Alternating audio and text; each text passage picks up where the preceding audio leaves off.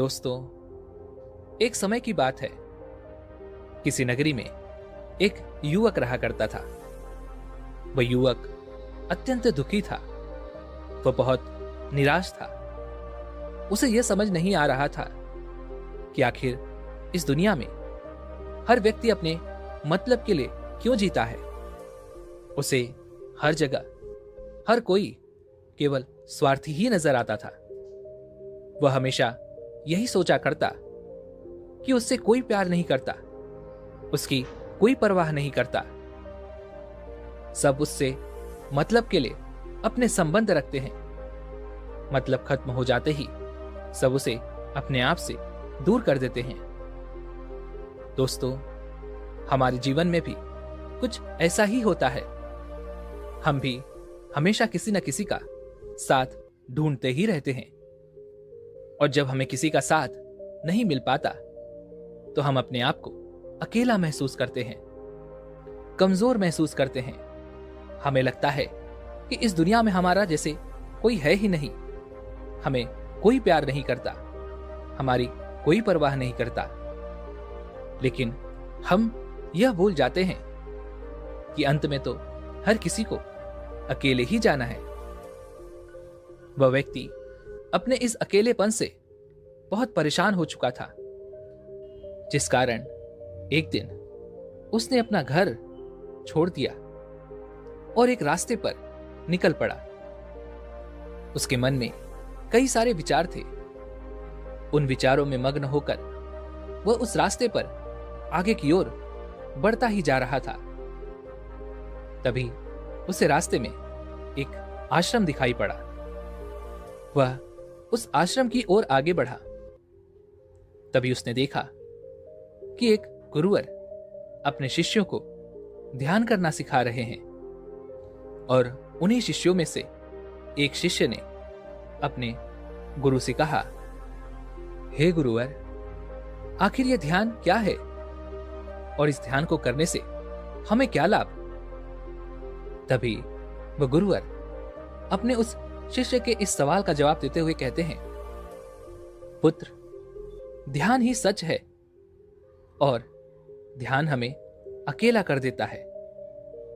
हम जितने ज्यादा अकेले होते जाते हैं उतना ही हम ध्यान में उतरते चले जाते हैं, और यही अकेलापन तुम्हें सत्य के मार्ग पर ले जाता है, तुम्हें सत्य की प्राप्ति करवाता है। वह युवक आश्रम के बाहर खड़े होकर यह सब कुछ देख रहा था, सुन रहा था। जैसे ही उसने उन गुरुवर के मुख से ये सारी बातें सुनी, वह दौड़ा दौड़ा उन गुरुवर के पास आया और कहने लगा, हे गुरुवर, यदि ध्यान हमें अकेला कर देता है तो इसका मतलब यह हुआ कि मैं इन सब चीजों में श्रेष्ठ हूं। आप तो ध्यान का सहारा लेकर अकेले होते हैं, लेकिन मैं तो ऐसे ही अकेला हूं।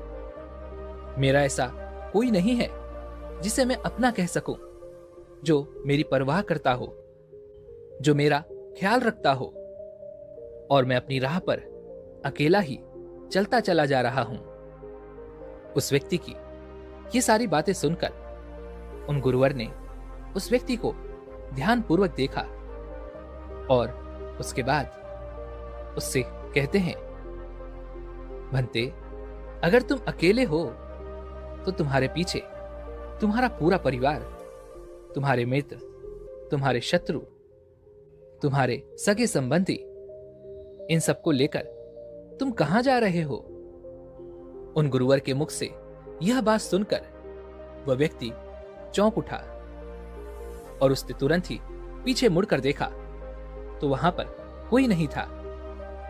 तभी वह उन गुरुवर से कहता है, हे गुरुवर, कौन है मेरे पीछे?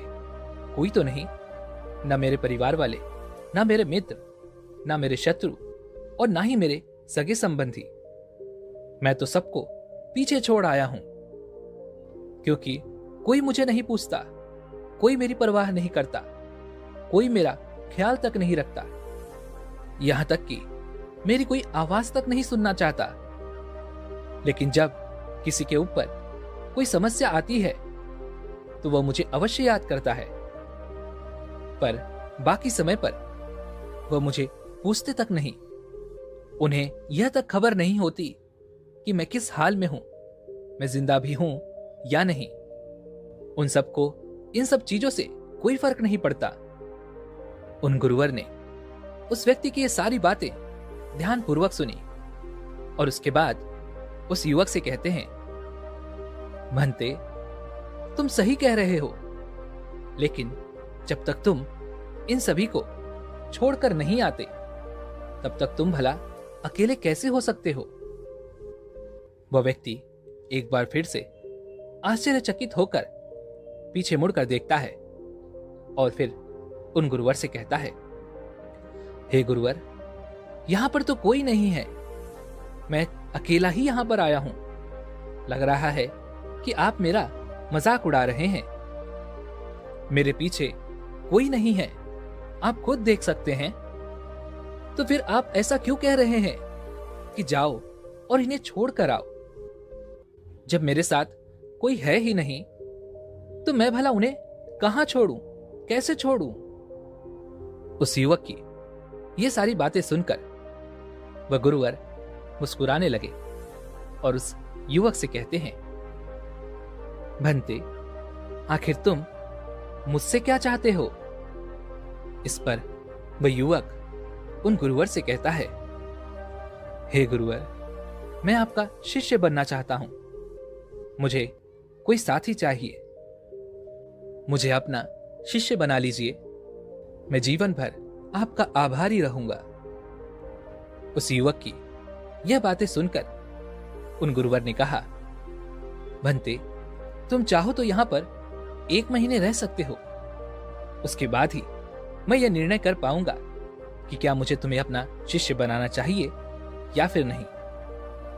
लेकिन तुम्हें मेरी एक बात माननी होगी, तुम्हें इन 30 दिनों के अंदर ध्यान का अभ्यास करना होगा।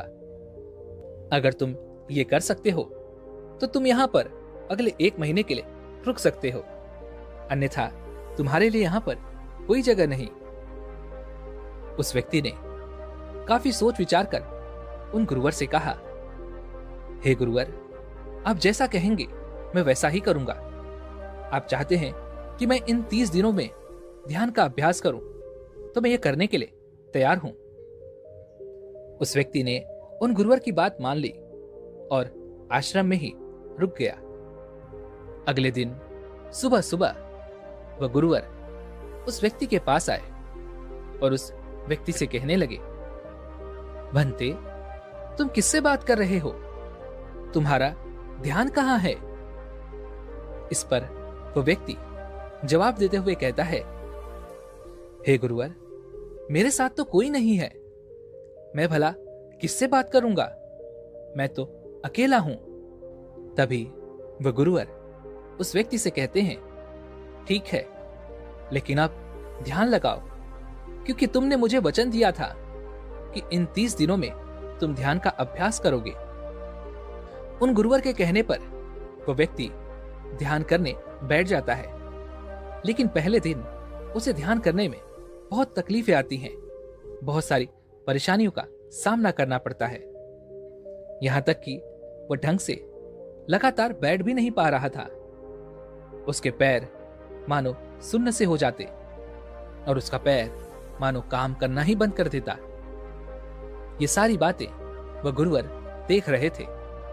तभी उन गुरुवर ने उस व्यक्ति से कहा, भंते, तुम जितना देर चाहो उतना देर बैठ सकते हो। ऐसा कोई जरूरी नहीं है कि तुम एकाएक लगातार बैठे ही रहो। यदि तुम्हें थोड़ी तकलीफ है तो तुम उठ सकते हो, टहल सकते हो और फिर आकर बैठ सकते हो। इतना कहकर वो गुरुवर वहां से चले गए। अगले दिन सुबह सुबह फिर वो उस व्यक्ति के पास आए और उस व्यक्ति से कहने लगे, भंते, कौन है? किससे बातें कर रहे हो? कोई आया है क्या? उन गुरुवर की इस बात का जवाब देते हुए वह व्यक्ति उन गुरुवर से कहता है, हे गुरुवर, यहां पर तो कोई नहीं है, आप खुद देख लीजिए, मैं भला किससे बातें करूंगा? तभी वह गुरुवर एक बार फिर उस व्यक्ति से कहते हैं, चलो ध्यान का अभ्यास करो। तभी वह व्यक्ति उन गुरुवर से कहता है, हे गुरुवर, क्या केवल आंखें बंद करके बैठ जाना इसे ही ध्यान कहते हैं? अगर इसे ही ध्यान कहते हैं तो यह तो बड़ा ही आसान है और इसे तो कोई भी कर सकता है। केवल आंखें बंद करके बैठना ही तो है। इसका जवाब देते हुए वह गुरुवर उस व्यक्ति से कहते हैं, भंते, केवल आंखें बंद करके बैठ जाना इसे ध्यान नहीं कहते। ध्यान करने के लिए तुम्हें अपने मन को एकाग्र करना होगा। अपने मन को किसी एक चीज पर लगाना होगा। वह कोई भी चीज हो सकती है, बाहर की कोई आवाज या तुम्हारे भीतर से आने वाली ये सांसें। इन सांसों के अंदर और बाहर होने की आवाज। तुम ऐसी किसी भी चीज पर ध्यान लगा सकते हो जो लगातार वर्तमान समय में घट रही है, ताकि तुम्हारा पूरा ध्यान उस चीज पर एकाग्र हो और तुम्हारा ध्यान कहीं भी भटके नहीं, जिस कारण तुम उस पर ध्यान लगा पाओगे। और एक बात और याद रखना, जब तुम उस चीज पर ध्यान लगाओगे तो तुम्हारा ध्यान हटना नहीं चाहिए। इतना कहकर वह गुरुवर वहां से चले गए। अगले दिन जब वह सुबह सुबह एक बार फिर उस व्यक्ति से मिलने आए तो उन्होंने एक बार फिर उस व्यक्ति से कहा, भंते, आज कौन आया है? किससे बातें कर रहे हो? बड़ी जोर जोर से आवाज आ रही है। तुम यहां पर खुद शांति पाने आए हो या फिर दूसरों को अशांत करने के लिए? वह व्यक्ति उन गुरुवर से कहता है, हे गुरुवर, पर यहां पर तो कोई है ही नहीं, तो मैं भला किससे बातें करूंगा? यहां तक कि अभी तक मेरे मुख से एक शब्द तक नहीं निकला है, तो फिर आपको कैसे जोर जोर की आवाजें आ रही हैं? और जब मैंने एक शब्द भी नहीं बोला तो मैं भला दूसरों के लिए अशांति का कारण कैसे बन सकता हूं? तभी वह गुरुवर उस व्यक्ति से कहते हैं, ठीक है, चलो ध्यान पर अभ्यास करो। तभी वह व्यक्ति उन गुरुवर से कहता है, हे गुरुवर, मेरा एक प्रश्न है, क्या मैं आपसे पूछ सकता हूं? तभी वह गुरुवर उस व्यक्ति से कहते हैं, पूछो, तुम्हें क्या पूछना है? तभी वह व्यक्ति उन गुरुवर से कहता है, हे गुरुवर, आप कहते हैं किसी भी एक चीज पर ध्यान लगाओ जो वर्तमान समय में घट रही हो, उस पर अपना पूरा ध्यान लगा दो। लेकिन जब मैं अपने सांसों पर या फिर किसी ऐसी चीज पर ध्यान लगाने का प्रयास करता हूं जो लगातार घट रही है, तो मेरा ध्यान लगातार नहीं रह जाता।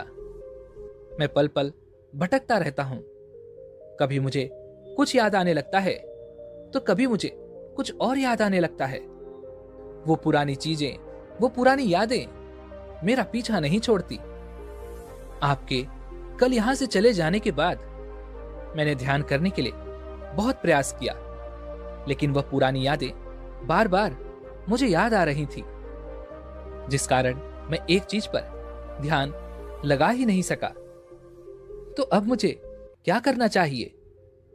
उस व्यक्ति की ये सारी बातें सुनकर वह गुरु मुस्कुराने लगे और वहां से चले गए। उन गुरुवर की हंसने की वजह उस व्यक्ति को समझ नहीं आई। अगले दिन सुबह सुबह एक बार फिर वह गुरुवर उस व्यक्ति के पास पहुंचे और कहा, भंते, ये तुम क्या कर रहे हो? इतना आलस, चारों ओर आलस ही आलस फैला हुआ है। अपने पास से आलस को भगाओ, अन्यथा यह तुम पर हावी हो जाएगा और फिर तुम हमेशा इसके अधीन बनकर रहोगे।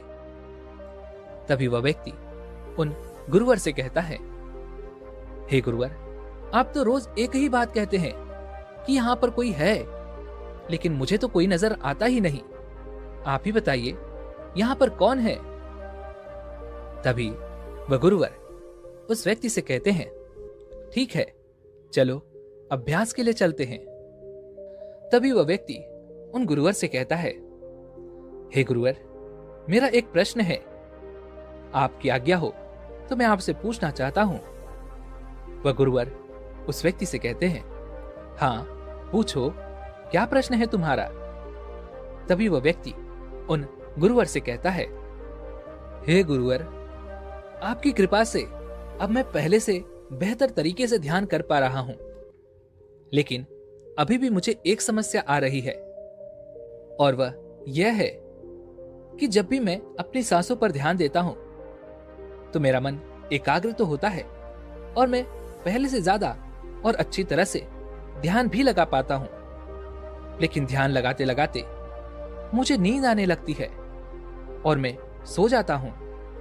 फिर उसके बाद मुझसे ध्यान नहीं हो पाता। उसके बाद केवल बस मुझे नींद ही नींद आती रहती है और मैं ध्यान की तरफ फिर अपने आप को मोड़ नहीं पाता। उस व्यक्ति की यह बात सुनकर वह गुरुवर उस व्यक्ति से कहते हैं, यह तो अच्छी बात है। इतना कहकर वो वहां से चले जाते हैं।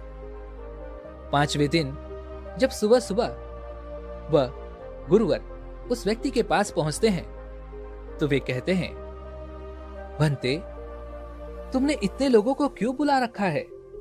इतने सारे लोग तुम्हें ध्यान नहीं करने देंगे। तुमने इतने सारे लोगों को क्यों बुलाया है? इन्हें यहां से जल्दी भेजो। मुझे यह बिल्कुल नहीं पसंद। तुम तो यहां पर अकेले आए थे, जैसा कि तुमने कहा, तो फिर इतने सारे लोगों को तुमने आज क्यों बुला रखा है? इन्हें अभी के अभी वापस छोड़ कर आओ। तभी वह व्यक्ति उन गुरुवर के बारे में मन ही मन यह सोचता है कि लगता है गुरुवर पागल हो चुके हैं। वे जब भी रोज आते हैं तो हमेशा एक ही बात कहते हैं कि यहां पर कोई है, लेकिन मुझे तो कोई नजर ही नहीं आता। उसने बड़ी विनम्रता से उन गुरुवर से कहा, हे गुरुवर, शायद आपकी आंखें जो देख पा रही हैं वह मैं नहीं देख पा रहा हूं। मुझे तो यहां पर कोई नजर नहीं आता, फिर आपको कैसे यहां पर लोग ही लोग नजर आ रहे हैं? तभी वह गुरुवर उस व्यक्ति से कहते हैं, अच्छा ठीक है, चलो अब ध्यान का अभ्यास करते हैं। तभी वह व्यक्ति उन गुरुवर से कहता है, हे गुरुवर, मुझे ध्यान के वक्त नींद आती थी, जैसा कि मैंने आपको बताया था। उस पर तो मैंने नियंत्रण पा लिया, लेकिन अब जब भी मैं ध्यान करने बैठता हूं, किसी एक चीज पर अपना ध्यान केंद्रित करता हूं, तो मेरे मन में विचारों का सैलाब उठता है, मानो विचारों की बाढ़ सी आ जाती है। इतने विचार तो आंख खोलकर भी मैंने कभी नहीं देखे होंगे, जितने की आंखें बंद करने के बाद मुझे नजर आते हैं। और इन विचारों में कुछ ऐसे विचार भी मेरे मन में आते हैं जिनके बारे में आज तक मैंने सोचा तक नहीं है। मुझे उनके बारे में कुछ भी नहीं पता। ये सब क्यों हो रहा है गुरुदेव? उन गुरुवर ने उस व्यक्ति की यह बात सुनकर उस व्यक्ति से कहा, अच्छा ऐसा हो रहा है। इतना कहकर वह गुरुवर वापस चले गए। अगले दिन सुबह सुबह वह गुरुवर एक डंडा लेकर उस युवक के पास पहुंचे और एक डंडा जड़ते हुए उस युवक से कहते हैं, मैंने तुम्हें पहले ही कहा है, इतने सारे लोग मुझे पसंद नहीं, तुम्हें इन्हें छोड़कर आना होगा। आखिर तुम रोज रोज इन्हें क्यों ले आते हो? इतनी भीड़ इकट्ठा करके तुम्हें क्या लाभ? आज के बाद ये यहां पर नहीं आने चाहिए, इस बात का ख्याल रखना।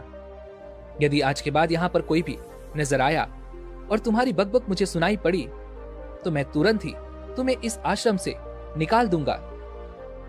तभी वह व्यक्ति बड़ी विनम्रता से उन गुरुवर से कहता है, हे गुरुवर, मुझे तो यह समझ नहीं आता कि मुझे कोई नजर ही नहीं आता, लेकिन आप रोज एक ही बात कहते हैं कि यहां पर मैंने भीड़ इकट्ठी कर रखी है, जिन लोगों को भी मैंने लाया है उन्हें मुझे छोड़कर आना होगा।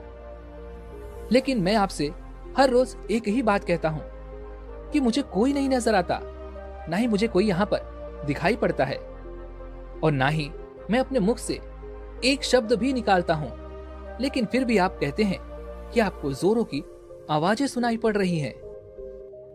तभी वह गुरुवर उस व्यक्ति की इस बात का जवाब देते हुए कहते हैं, क्या तुम्हारे मित्र, तुम्हारे परिवार वाले, तुम्हारे सगे संबंधी, तुम्हारे शत्रु, तुम्हारी इच्छाएं, तुम्हारी वासनाएं, ये सब क्या तुमसे मिलने नहीं आते?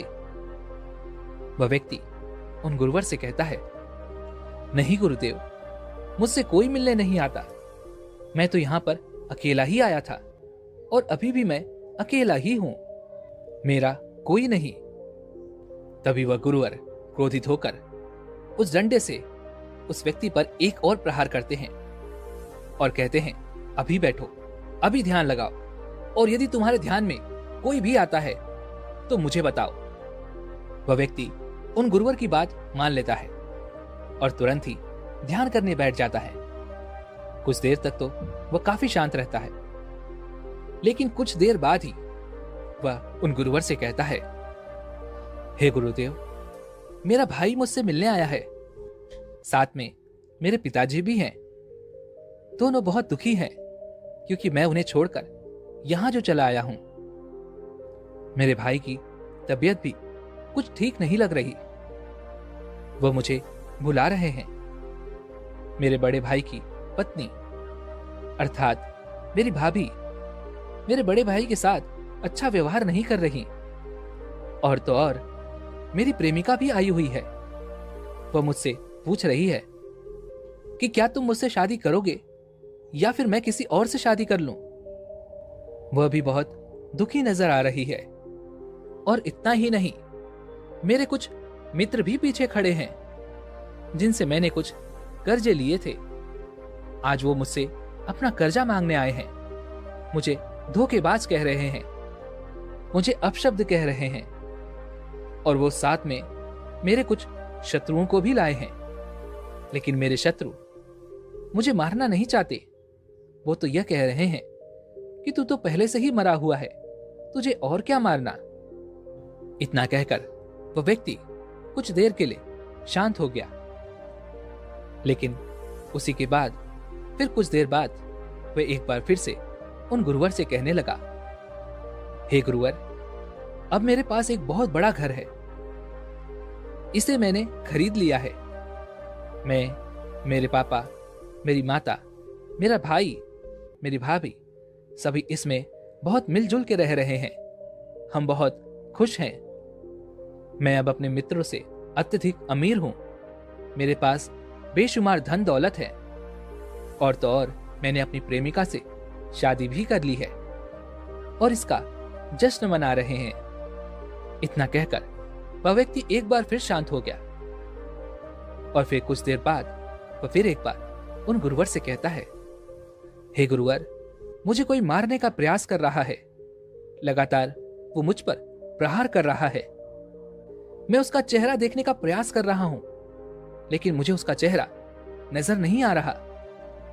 इतना कहते कहते वह उन गुरुवर से कहता है, गुरुदेव, यह तो आप हैं जो मुझे मार रहे हैं, और यह भी कह रहे हैं कि इतनी भीड़ को लेकर क्यों आए हो और इन्हें लेकर कहां जा रहे हो। मेरे साथ तुम्हें अकेले ही चलना होगा। इतना कहकर वह व्यक्ति ध्यान से उठ गया और उन गुरु के चरणों में गिर पड़ा और उनसे कहने लगा, हे गुरुदेव, आप सही थे। आप जो हमेशा कहते थे कि इस भीड़ को लेकर मैं कहां जा रहा हूं, आप हमेशा यही कहते थे कि इन सब को छोड़ कर आओ, लेकिन मुझे कोई नजर नहीं आता था। लेकिन आज मैंने उन सबको देख लिया जिन्हें मैं अपने साथ लेकर आया था, जिन्हें मैं अपने साथ लेकर घूम रहा था। हर कोई मेरे साथ ही है, मेरे पास है, लेकिन मैं यह सोच रहा था कि आखिर मैं इतना बेचैन क्यों हूं और मेरी बेचैनी की वजह क्या है। उस व्यक्ति की ये सारी बातें उन गुरुवर ने ध्यानपूर्वक सुनी, और उसके बाद वो वहां से चुपचाप उठकर चले गए। उसके बाद से वह गुरुवर उसके पास कभी नहीं आए, लेकिन वह व्यक्ति हर रोज ध्यान का अभ्यास कर रहा था। और पूरे 1 महीने बाद जब वह उन गुरुवर के पास पहुंचा तो उन गुरुवर से कहने लगा, हे गुरुवर, जैसा कि आप कहते थे कि मैं हमेशा अपनी भीड़ को अपने साथ लेकर घूमता हूं, तो आज मैंने उस भीड़ को विदा कर दिया है और अब मैं बिल्कुल अकेला हूं। मेरे साथ कोई नहीं, मेरे साथ आप भी नहीं हैं, यहां तक कि मैं खुद अपने साथ नहीं हूं। मैं एक परम शांति महसूस कर रहा हूं। अब मुझे ऐसा प्रतीत होता है कि अब मेरे जीवन में कोई समस्या नहीं है, कोई समाधान नहीं है। मैं बहुत हल्का महसूस कर रहा हूं, मैं बहुत अच्छा महसूस कर रहा हूं और इस शांति में जो आनंद है, वाह, इसका क्या कहना। तभी वह गुरुवर उस व्यक्ति से कहते हैं, भंते, अगर तुम चाहो तो इस अकेलेपन को लेकर तुम अपनी दुनिया में वापस जा सकते हो। अब यदि तुम उस संसार में वापस भी लौट जाओ, भले ही लोग तुम्हारे आसपास क्यों न रहें, भले ही पूरी भीड़ तुम्हारे साथ क्यों न रहे, लेकिन फिर भी तुम अकेले ही रहोगे। फिर चाहे वो तुम्हारे रिश्तेदार हो, सगे संबंधी हो, परिवार वाले हो, तुम्हारे मित्र, तुम्हारे शत्रु, तुम्हारी भावनाएं या फिर तुम्हारी प्रेमिका, इन सब के साथ रहकर भी तुम पूर्ण रूप से अकेले ही रहोगे। और इतना ही नहीं, तुम्हारे जीवन में जब भी कोई बुरी परिस्थितियां आएंगी, तब भी तुम बिल्कुल अकेले और शांत रहोगे और तुम हर परिस्थितियों का समाधान निकालने में भी अब पूरी तरह सक्षम हो चुके हो। और यदि अब तुम चाहो तो मैं तुम्हें अपना शिष्य बना सकता हूं, क्योंकि हो सकता है तुम्हें यह लग रहा हो कि ये 30 दिन तो पूरे खत्म हो चुके, लेकिन ध्यान का मार्ग तो अभी शुरू हुआ है। और याद रहे कि अभी तो बहुत कुछ सीखना है, जानना है, लेकिन कुछ रखना नहीं है।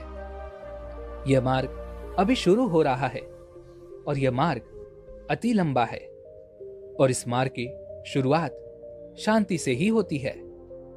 तभी वह व्यक्ति उन गुरुवर को प्रणाम करता है और उनसे कहता है, हे गुरुवर, मैं अपने घर वापस लौटना चाहता हूं, अपने उस संसार में वापस जाना चाहता हूं, ताकि मैं अपनी जिम्मेदारियों को निभा सकूं और साथ ही साथ इस मार्ग पर भी आगे बढ़ सकूं, यदि आपकी आज्ञा हो। इतना कहकर वह व्यक्ति शांत हो गया। तभी वह गुरुवर मुस्कुराने लगे और उस व्यक्ति से कहते हैं, भंते, मन शांत हो तो सब हो सकता है। तुम संसार में रहकर भी अकेले रह सकते हो, लेकिन एक बात याद रखना कि हमें सीखना बहुत कुछ है, जानना बहुत कुछ है, लेकिन रखना कुछ भी नहीं। अब तुम जा सकते हो, तुम्हारा कल्याण हो। दोस्तों, उम्मीद है कि आपने आज की इस वीडियो से जरूर कुछ न कुछ सीखा होगा। तो आज की इस वीडियो को लाइक और अपने दोस्तों के साथ शेयर करना ना भूलें और हमें ऐसे ही सपोर्ट करने के लिए चैनल को सब्सक्राइब और घंटी बटन को भी जरूर दबा दें। तो चलिए मिलते हैं इस एक और वीडियो में।